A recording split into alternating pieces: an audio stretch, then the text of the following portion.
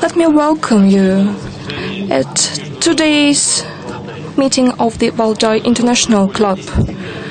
For more than a decade, it has been holding discussions on the most relevant problems, as well as ways and prospects for the development of Russia and the whole world.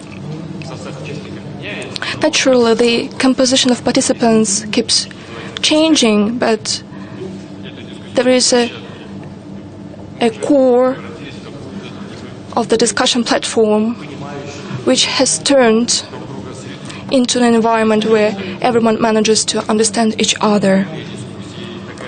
This open intellectual forum with open discussions, the exchange of views, assessments and outlooks are very important for Russia. Let me thank all Russian and foreign politicians, experts, public figures and journalists who contribute to the work of this club. This year, the focus of the discussions is the issues of war and peace. This topic has been grasping the minds of the humankind throughout the history.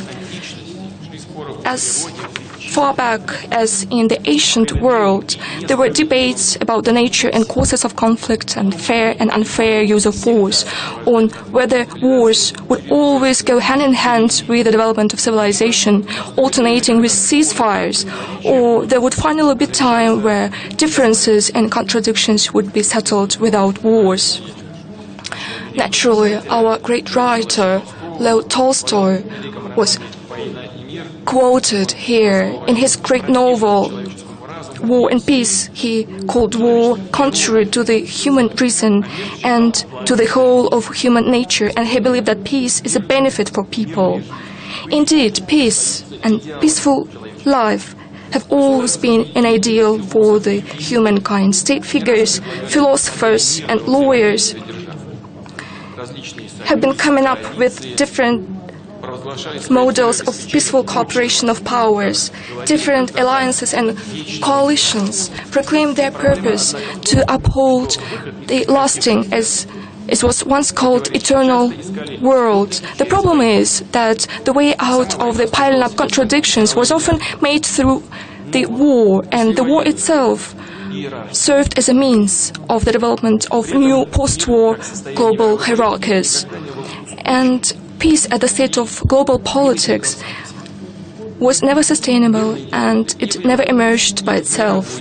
Periods of peace in European and global history were based on reinforcing and maintaining the existing balance of power. It happened in the 17th century, during the Peace of Westphalia, which put an end to the 30 Years' War. It also happened in the 19th century, in the times of the Congress of Vienna, and 70 years ago in Yalta, when countries that defeated Nazism decided to establish the UN and develop the principles guiding the relations among states. With the emergence of nuclear power, it became obvious that in a global conflict there can be no winners. There can be only one outcome: guaranteed mutual destruction. It turned out that people, in their attempts to come up with more destructive arms, made a big war pointless. By the way, a generation of global leaders in the 50s, 60s, 70s and 80s treated the use of military force as a measure of last resort. And in this context, they behaved responsibly, pondering carefully over all the circumstances and possible consequences. The end of Cold War terminated ideological confrontation. However, the grounds for confrontations and geopolitical contradictions by no means disappeared. All states would always have their own, sometimes diverging interests. And the development of global history has always been accompanied by the competition among powers and its allies, and I believe it is only natural. The most important is for this competition to be developed within the framework of certain political, legal and moral rules and norms. Otherwise, rivalry and clashes of interests could be fraught with acute crises and dramatic breakdowns. We witnessed it more than once in the past, and today, unfortunately, we are facing a similar situation once again.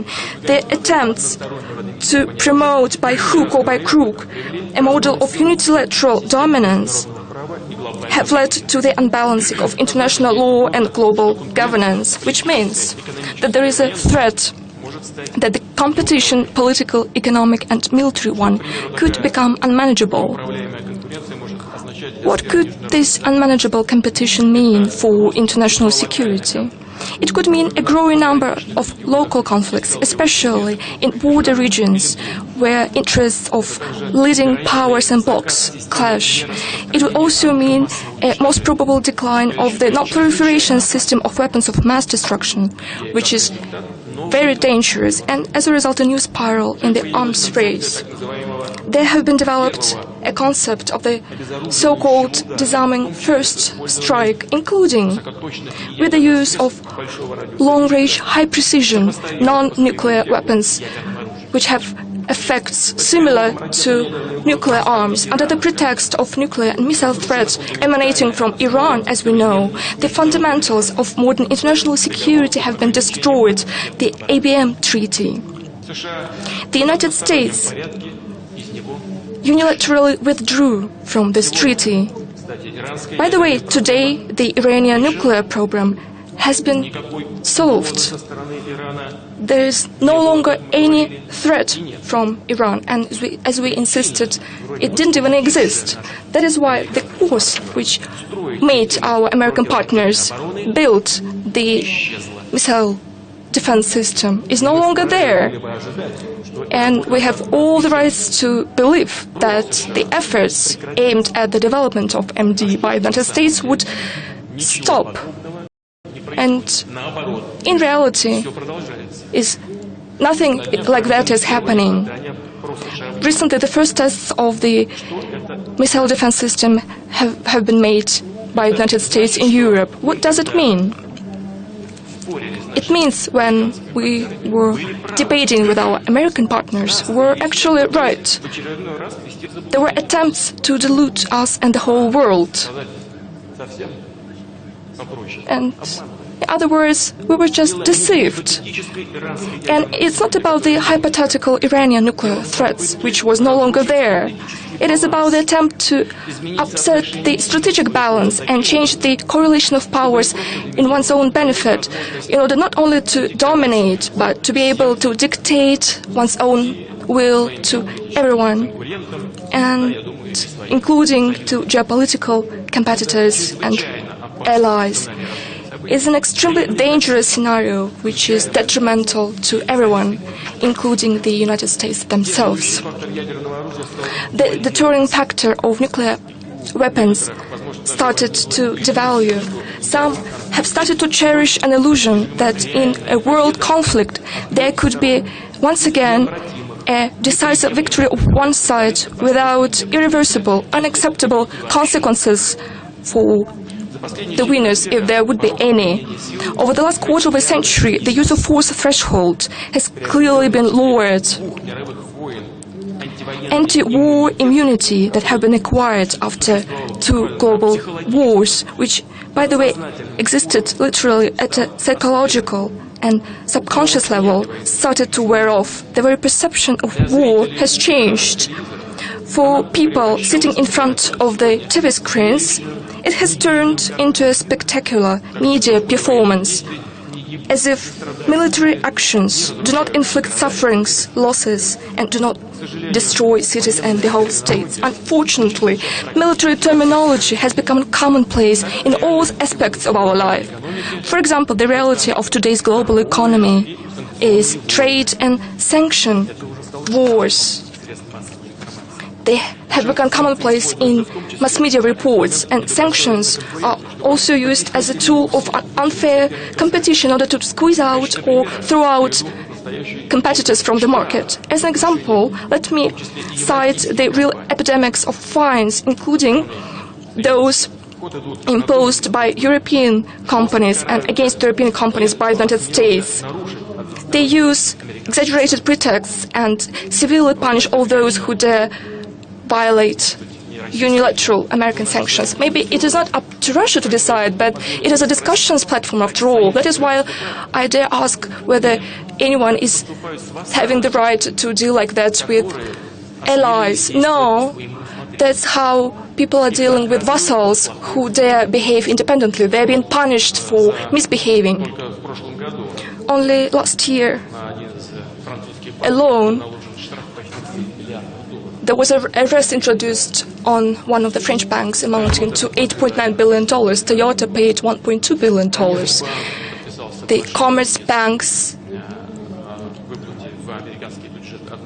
signed an agreement paying $1.4 billion to the American budget, and so on and so forth. We see how untransparent economic alliances being formed, and these structures are being formed observing almost all the rules of conspiracy, and the task is clear: to rearrange world economy in such a way so as to reap greater dividends from one's own dominance and the spread of one's own standards of economic, trade and technological regulation, the establishment of economic alliances, and through imposing one's own terms by the strongest will not make a world a safer place. It would lay ground for further conflicts.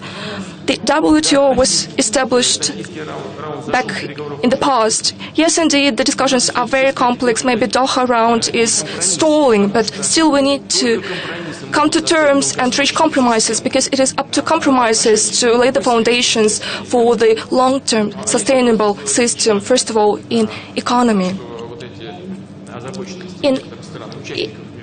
If the concerns of the participants of foreign economic activity are ignored, it doesn't mean that these contradictions and concerns would disappear. They will still be there, they will be outstanding, which means that they would lead to more important and serious consequences. You know that we have a different approach. Developing the Eurasian Economic Union, we are trying to build mutually beneficial relations with our trading partners. We are trying to cooperate with the Chinese initiative of the Silk Road. We are openly and working within the BRICS, APEC and G20 on an equitable basis. Global information space is also suffering from shockwaves of war.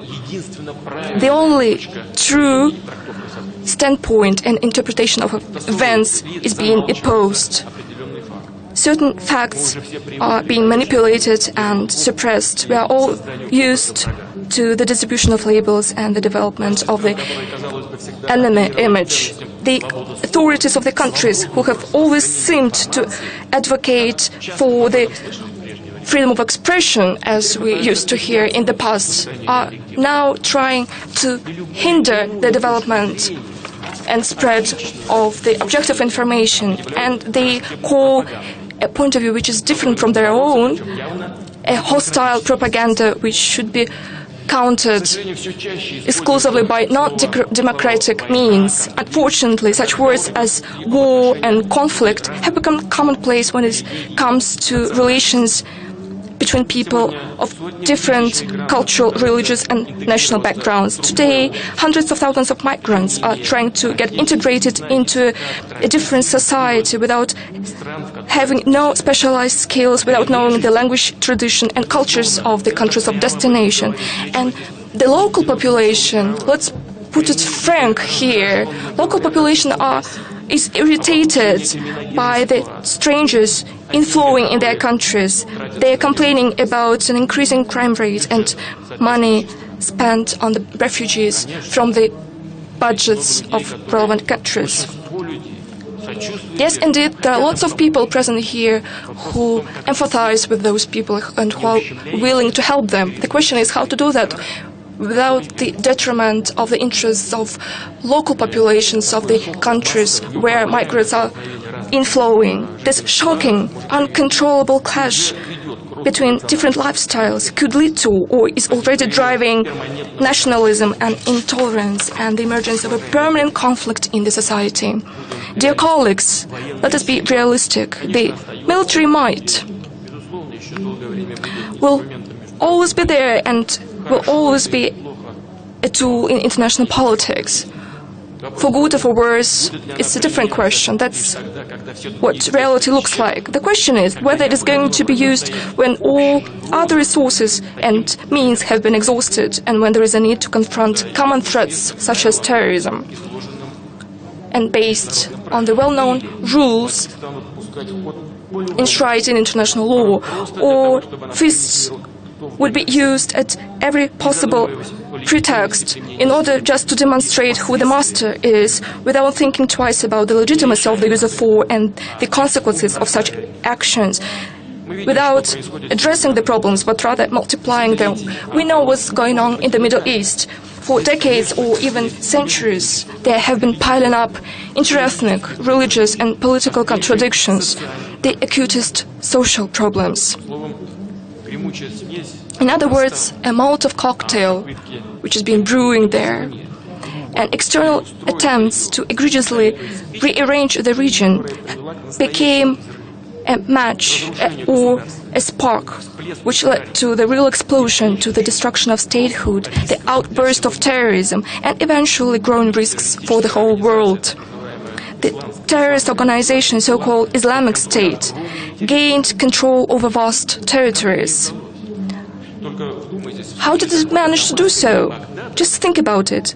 In case of the seizure of Damascus and Baghdad, terrorist groups could have obtained the status of a virtually official authority, and then there would have been created a foothold for global expansion. Does anyone think about that? The international community as a whole needs to understand what we are dealing with. The enemy of civilization, humankind and culture, sowing the ideology of hatred and barbarity and defying morals as well as values of global religions, including Islam. One shouldn't play with words, differentiating between moderate and immoderate terrorists. What is the difference, after all?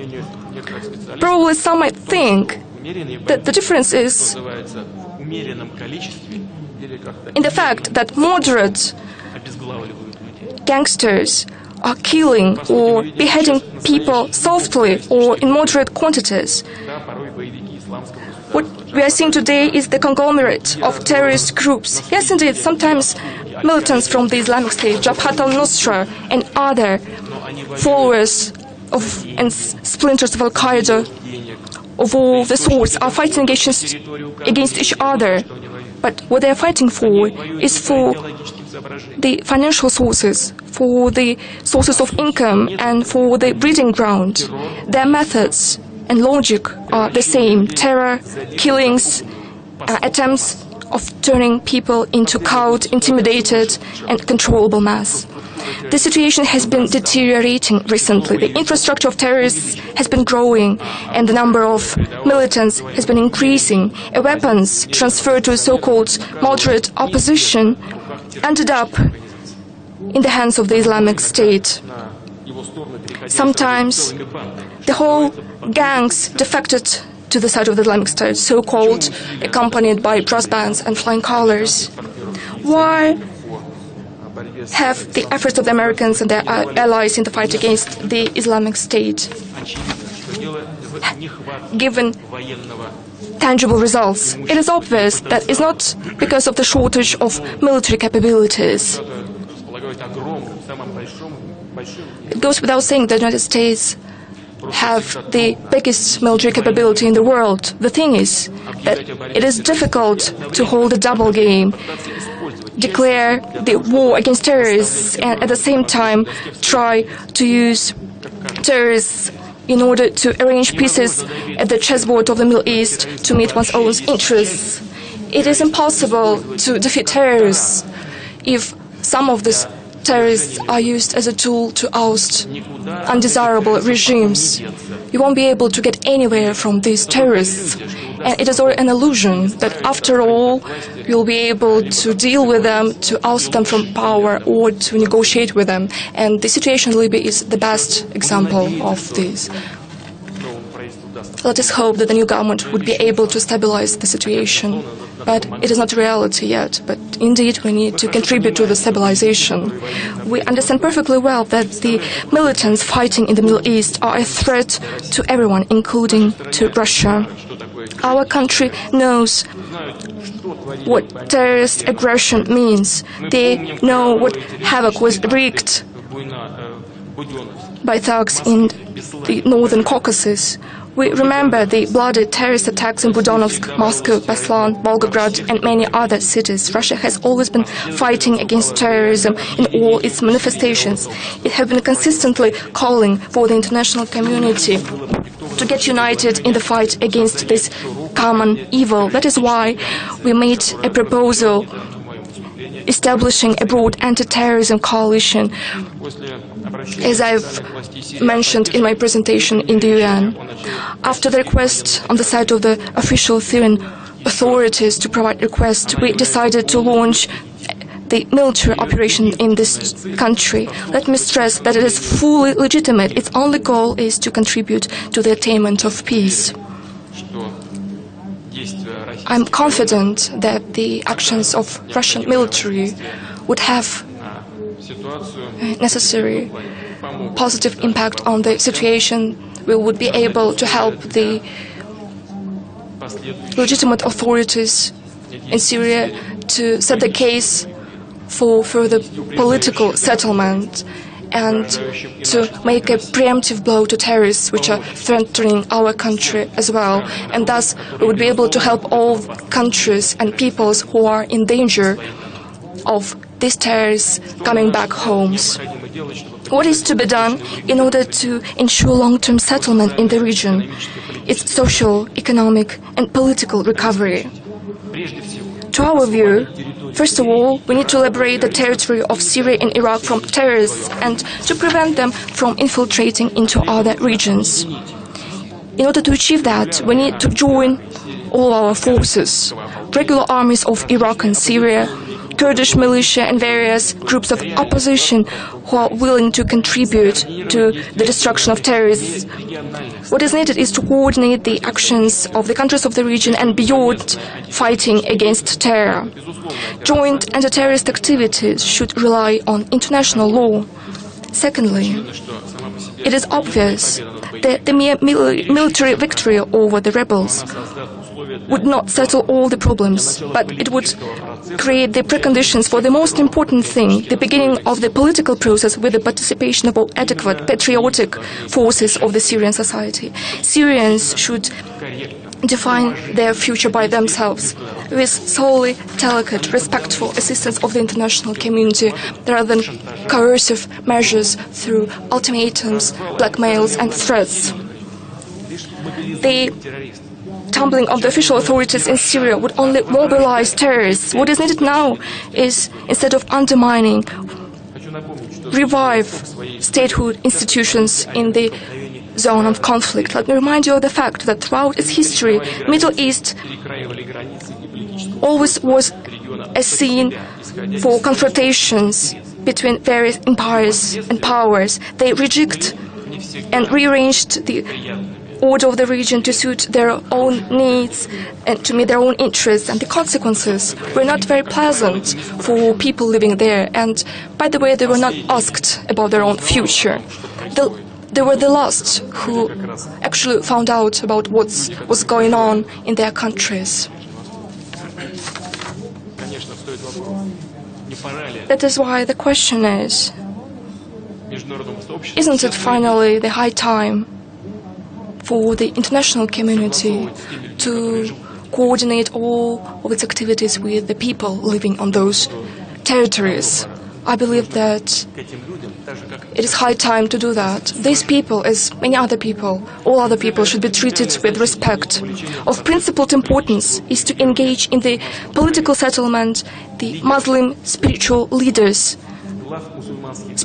of Islam and heads of Muslim states. We count on their consolidated position and assistance, on their moral authority. It is important to protect people, particularly young people, from the destructive influence of ideology of terrorists who are trying to use them as gun fodder. We should clearly differentiate between true Islam, whose values includes peace, family, good deeds, helping one's neighbor and respecting traditions, and lies and hatred sown by militants, justifying themselves by Islam.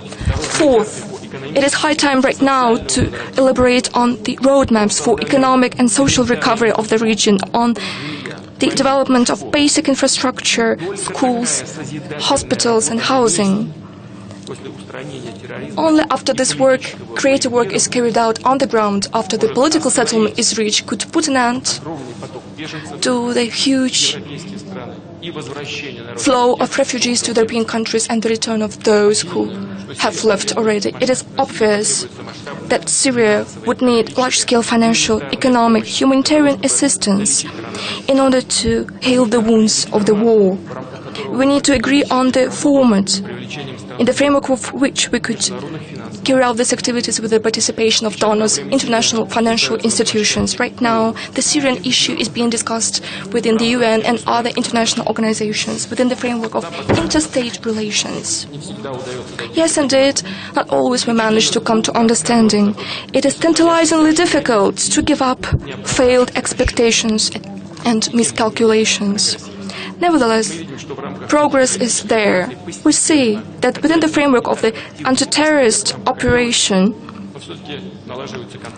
there are contacts between military being established gradually, although not that actively. A huge step forward towards the agreement reached between Russia and America on the safety measures for warplanes flying over the territory of Syria.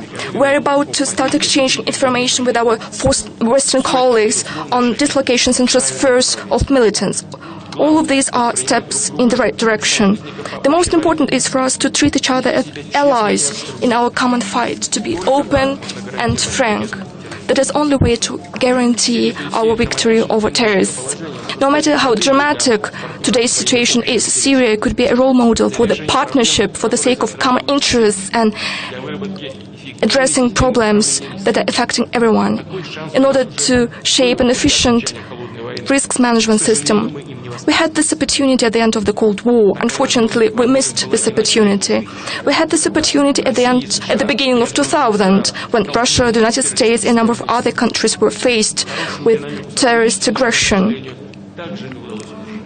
We failed to uphold the high momentum of cooperation, unfortunately. I'm not going back to the reasons behind that. I believe they're all everyone is aware of them. The most important today is to learn right lessons and to move forward. I believe that the experience that we have accumulated and today's situation would help us make the right choice for the benefit of cooperation, mutual respect and trust, and for the benefit of peace. I thank you for your attention.